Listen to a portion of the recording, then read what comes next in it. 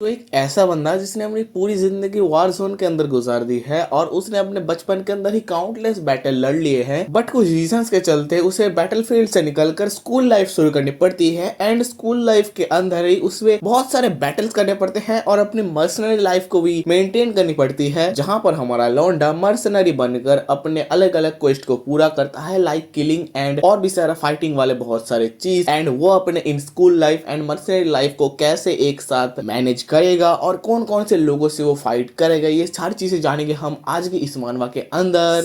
Hello दोस्तों, मेरा नाम है शुमन एंड आप लोग देख रहे हैं शुमन bro YouTube channel. Description box में तुम्हारे भाई का इंस्टाग्राम का लिंक है, तुम जाके वहां पे फॉलो कर लेना। चलो बिना देरी के वीडियो को शुरू करते हैं। कहानी की शुरुआत पे हमें काइंड ऑफ एक रेगिस्तान का सीन दिखाया जाता है, जहां पर हम देखते हैं कुछ लौंडे बंधे हुए हैं और यहाँ पर से हमें एक लौंडा बोलता है कि मुझे माफ कर देना प्रोफेसर, मेरी वजह से ही आपको ये सब देखना पड़ रहा है। और उसी के बाद वो दूसरा वाला मोटा वाला बंदा बोलता है कि तुमको ये सारी बातें बोलने की जरूरत नहीं है, बल्कि मुझे अपोलोजाइज करना चाहिए तुम्हारे सामने, क्योंकि तुम मुझे रेस्क्यू करने के आने के वजह से ही यहाँ पर फंस चुके हो। और ये सारी बातें सोचने के बाद हमारा वो पहला वाला लौंडा सोचता है कि ये मिशन आराम से सक्सेस हो जाता अगर जो इन्फॉर्मेशन देने वाला लौंडा था वो हमें बिट्रे नहीं करता तो। और उसके बाद हमारा ये लौंडा कुछ और सारी बातें सोचता है। वो सोचता है कि यहाँ पर जितने लोग होने चाहिए थे उससे 3 टाइम ज्यादा लोग थे, उससे भी ज्यादा बात उन लोगों को हमारी सारे मूवमेंट्स, सारे अटैक करने के प्लान्स, जहां जहां से हम आने वाले थे वो सारी की सारी चीजें पता थी।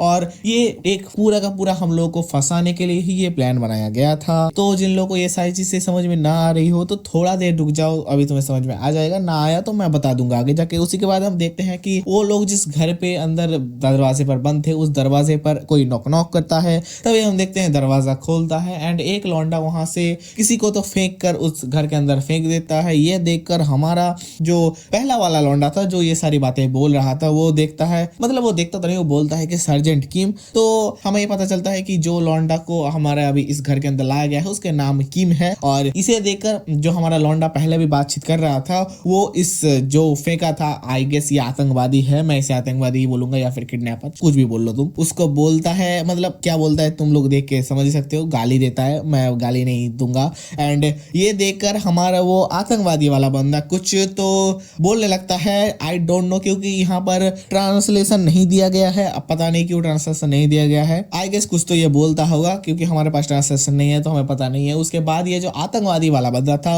वो हमारे इस लौंडे को एक स्लैम करता है, मतलब गन से या फिर हाथ से पता नहीं, बट जोरदार एक मारता है। एंड उसके बाद वो अपने दांतों को दिखाते हुए वहां से निकल जाता है। एंड ये देखकर हमारा वो पहला वाला बंदा बहुत ज्यादा गुस्सा हो रहा होता है। उसी के बाद हमें घर का सीन दिखाया जाता है जहां पर हम देखते हैं कि ये तीनों लोग उस घर के अंदर फिर से बंद हो चुके हैं क्योंकि वो आतंकवादी वाला बंदा वहां से निकल चुका है। और उसी के बाद हम देखते हैं कि हमारा जो लौंडा अभी घर के अंदर आया था, मतलब सर्जेंट किम, तो वो पूछता है कि लूटेनेंट क्या आप ठीक हो? तो हमारा जो लौंडा अभी हमसे, मतलब हम लोगों को ये सारी इन्फॉर्मेशन दे रहा था, वो पतला वाला बंदा, उसका तो नाम हमें पता नहीं चलता बट वो किसी रैंक पर है जिसका नाम है लूटेनेंट। ओके, तो ये सुनकर हमारा वो लूटेनेंट बोलता है कि हाँ मैं तो अभी ठीक ठाक हूँ, बट तुम्हारे अलावा जो बाकी ट्रूप्स है उनका क्या हुआ? और ये सुनकर हमारा सर्जेंट किम बोलता है कि मुझे उनके बारे में पता नहीं है, आई थिंक उनको किसी और जगह पर ले जाया गया होगा। और तभी हम देखते हैं कि फिर से उस दरवाजे पर कुछ आवाजें आती हैं। ये देखकर हमारे दोनों लौंडे उस दरवाजे की तरफ देखते हैं,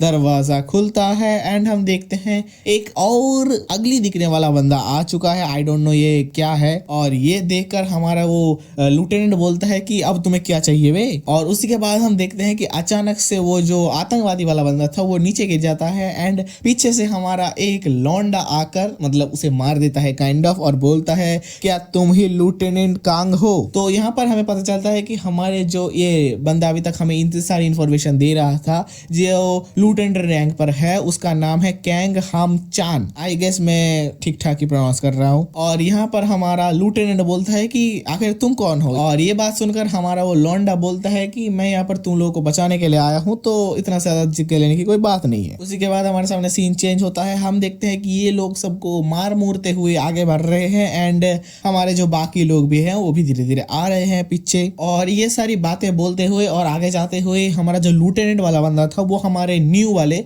बंदे को पूछता है कि आखिर तुम कौन से डिवीजन में हो और तुम्हारे अंडर कितने लोग काम करते हैं एंड तुम कितने लोगों को लेकर आए हो इस रेस्क्यू मिशन के अंदर। ये सारी बातें सुनकर हमारा वो न्यू वाला बंदा बोलता है कि मैं तुमको नहीं बता सकता कि मेरे अंडर कितने लोग काम करते हैं या फिर मैं किसके अंडर काम करता हूँ और मैं यहाँ पर बस अकेला ही आया हूँ। और ये सारी बातें सुनकर हमारा लौंडा मतलब हमारा लेफ्टिनेंट वाला लौंडा काफी शॉक हो जाता है। वो सोचता है कि है इस अकेले बंदे ने इतने सारे लोगों को टपका दिया। और उसके बाद हम देखते हैं कि ये लोग जब आगे जा ही रहे थे तभी कुछ और आतंकवादी लोग इन लोगों को स्पॉट कर लेते हैं और ये देखकर हमारा लेफ्टिनेंट काफी शॉक हो जाता है। वो बोलता है कि अभी भी 2 बंदे और भी जिंदा हैं। और इसके बाद हमारा जो न्यू वाला बंदा था वो चार्ज करते हुए उन दोनों की तरफ आगे जाता है एंड पीछे से हमारा लेफ्टिनेंट वाला लौंडा हमारे लौंडे को कवर देने लगता है और वो आगे जाकर पहले एक को टपकाता है, उसके बाद वो दूसरे को टपकाता है। ये देखकर एक और जो बंदा है वो भी आ जाता है ये सारी आवाजें सुनकर एंड वो उस तीसरे वाले बंदे को भी बहुत ही आराम से बहुत ही क्रेजी लेवल के तरीके से टपका डालता है। एंड इतने सारे लोग को टपकाने के बाद वो एक बाडास पोज देते हुए खड़ा हो जाता है। लाइक थोड़े हीरो लेवल की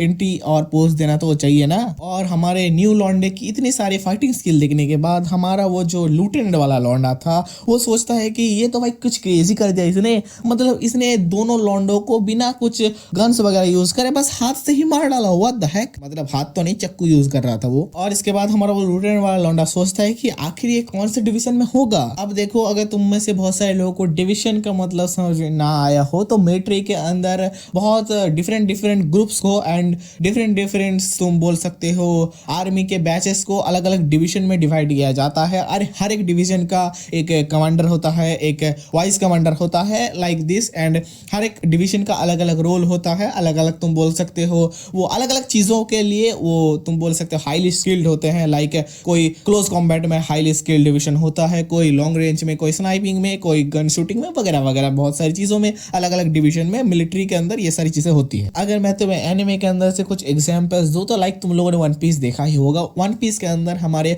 व्हाइट बियर्ड का जो क्रू था उसके अंदर हम लोगों को पता ही है मार्को द फिनिक्स एंड तुम बोल सकते हो हमारे फोर्कस डी एस, वो दोनों ही अलग अलग डिवीजन के कमांडर थे। हमारे मार्को द फिनिक्स था फर्स्ट डिवीजन का कमांडर एंड फोर्कस डी एस था सेकंड डिवीजन का कमांडर। अगर तुम लोग को ये डिवीजन वाली चीज समझ नहीं है तो तुम ऐसे टाइप से ही समझ सकते हो। ओके, बहुत सारी मैंने आउट ऑफ द कॉन्टेक्स्ट बातचीत कर ली। अभी हम मानवा पे वापस आते हैं। हम देखते हैं कि हमारा जो न्यू लौंडा था, हमारा वो न्यू लौंडा बोलता है तो अभी हम बहुत ही ज्यादा स्पीड से आगे जाने वाले हैं तो तुम अपना गन यूज मत करना, मैं जितने सारे लौंडे आऊंगा उन सभी को मैं अकेले ही खत्म कर दूंगा। तो कुछ अगर इमरजेंसी वगैरह ना आए तो तुमको अपने गन यूज करने की जरूरत नहीं है। हमारा एमसी ये अपने उस तुम बोल सकते हो लेफ्टिनेंट को बोल रहा था और ये सारी बातें सुनकर हमारा लेफ्टिनेंट भी मान जाता है। एंड उसी के बाद हम देखते हैं कि हमारा ये एमसी मतलब हमारा ये न्यू लौंडा ही हमारा एमसी है, मैं तुम लोग को बता दूं, वो अपने गन से धड़ाधड़ एक के बाद एक को उड़ाते हुए आगे जाते हुए उड़ाते हुए ही जा रहा था हर एक बंदे को रास्ते के अंदर। और हमारा लौंडा पीछे से कवर देते हुए जा रहा था, मतलब वो गाड़ी तो नहीं चला रहा था, हमारे लौंडे को बैकअप में था अगर कोई इमरजेंसी आ जाए तो इस वजह से। और ये लोग आगे जाते जाते नोटिस करते हैं कि एक टर्निंग के उस साइड पर कुछ लोग बातचीत कर रहे हैं, उनकी आवाजें आ रही है। ये देखकर हमारा वो लेफ्टिनेंट वाला बंदा बोलता है कि सामने मल्टीपल एनिमीज है तो क्या करे। तो हमारा लौंडा बोलता है कि तुम यहाँ पर वेट करो और ये बोलते हुए ही हमारा लौंडा चार्ज कर वहां पर आगे जाता है।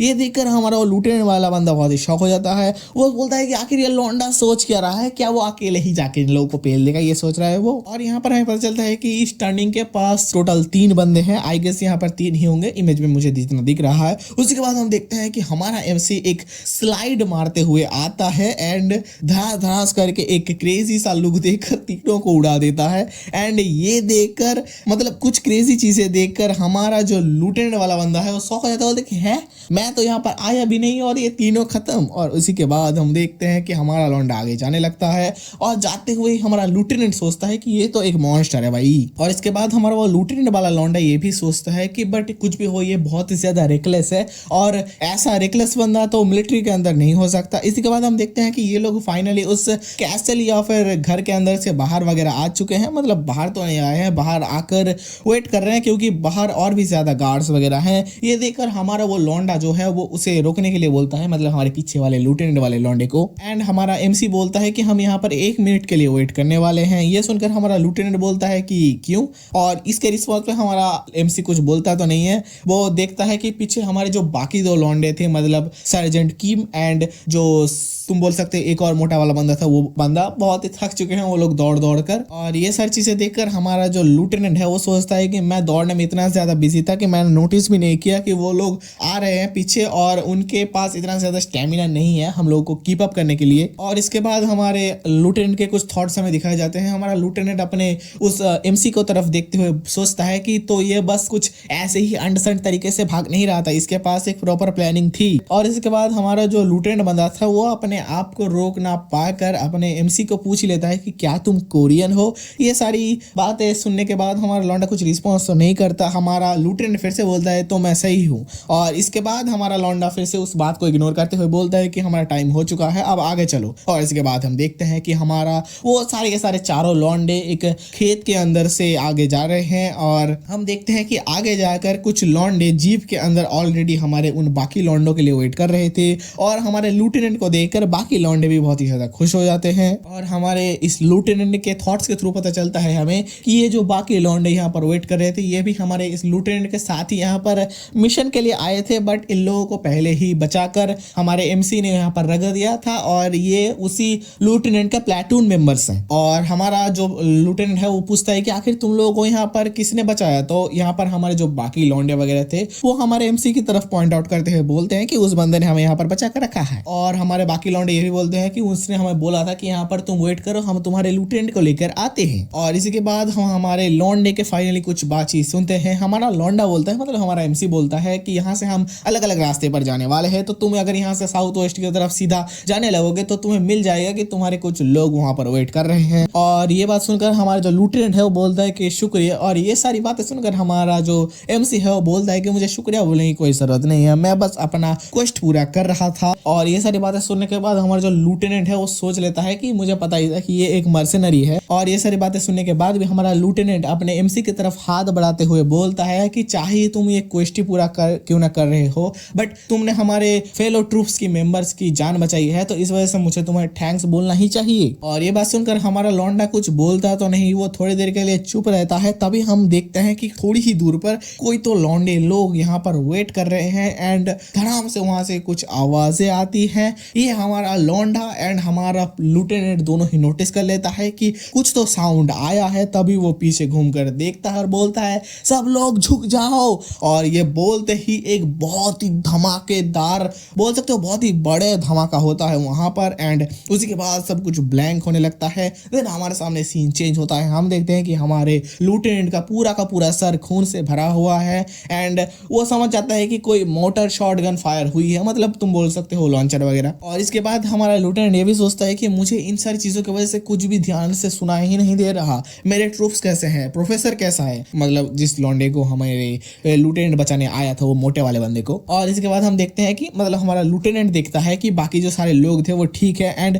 तभी वो नोटिस करता है कि हमारा जो एमसी है वो ऑलरेडी फायर करने लग चुका है उन लौंडों की तरफ जिन लोगों ने मोटर चलाया था। मोटर मतलब नॉर्मल मोटर मत समझना, ये वो दूसरा वाला मोटर है। ओके, तो हम देखते हैं कि हमारा लौंडा अपनी फुल ऑरा फार्मिंग वाले मोड पर मुझे इतना लगता है कि M4A1 चला रहा है। एंड हमारे लौंडे के शर पर भी पूरा का पूरा ब्लड से कवर है। ये देखकर मतलब हमारे लौंडे के फेस को देखकर हमारा लूटेनेंट काफी ज्यादा शॉक हो जाते हैं, बोलते हैं व्हाट द हेक, ये तो बस एक बच्चा है भाई। एंड उसी के बाद हमारे सामने एक 6 महीने का टाइम स्किप दिखाया जाता है जहां पर हम एक घर को देखते हैं और एक बंदा बोलता है, मतलब बंदा तो नहीं टीचर बोलता है अटेंशन एवरीवन। ये देखकर हमारा पूरा क्लास चुप हो जाता है। एंड वहां पर कुछ बच्चों के थॉट्स हमें दिखाए जाते हैं और हमारे उनमें से कुछ लौंडे सोच रहे थे कि आखिर ये साला कौन है बे। और उसी के बाद हमें देखने को मिलता है कि उस क्लास की टीचर हमें इंट्रोड्यूस करवाती है हमारे एमसी से जो आज से स्कूल के अंदर पढ़ने वाला है।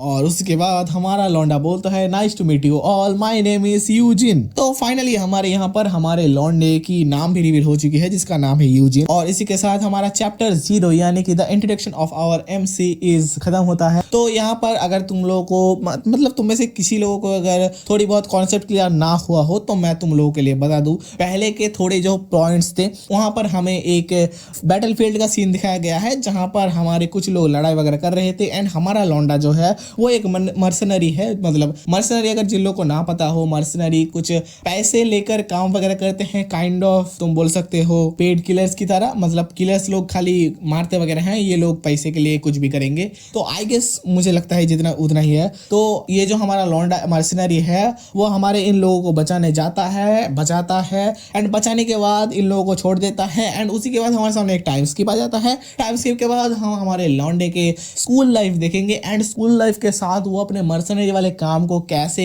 एडजस्ट करते हुए चलेगा, कैसे इन सारी चीजों को एक साथ अलाइन रखेगा। बहुत सारी बैटल्स हमें यहाँ पर देखने को मिलेंगी, बहुत सारी क्रेजी लेवल की फाइट्स होंगी। तो यही सारी चीजें हैं इस मानवा के अंदर। अब इस पार्ट के अंदर मैंने बस इस मानवा का एक ऊपर से प्रीव्यू दिया है। अगर तुम्हें ये मानवा अच्छी लगती है तो तुम नेक्स्ट पार्ट कमेंट करो, मैं इसके बाद से कवर करना शुरू करूंगा, क्योंकि ये मानवा काफी ज्यादा बढ़िया है एंड इसकी स्टोरी लाइन एंड काफी ज्यादा फाइटिंग चीजें भी हमें देखने को मिलेंगी। तो मेरा नाम है शुमन एंड मिलते हैं एक और न्यू वीडियो, एक और न्यू पार्ट के साथ। Until then bye bye.